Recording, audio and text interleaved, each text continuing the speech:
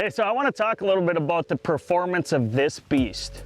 This is the Mercury Verado V10. I've run it for a couple of years now, and just kind of talk a little bit about making prop changes and how to do that and things that might be a little bit different than in the past. First things first is the RPM range is so important to pay attention to. And it's gonna differ around the Midwest, and that's simply because the elevation changes. So where I wanna be with this motor is in that 59 to 6,000 RPM range when I'm fully loaded.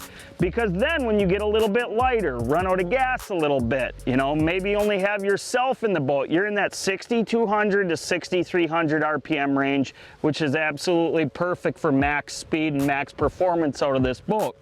But in terms of changing props, and it's just a whole different animal, right? This Revolution X prop for this engine is huge compared to what we've had in the past. The hub is huge, so the prop nut is also huge. It's actually 1 7/16 inches. But basically what I've seen is most of these motors are coming with a 27 pitch prop, but I've went back and forth depending on elevation changes from the 25, this is a 25 pitch Revolution X, to the 27 pitch.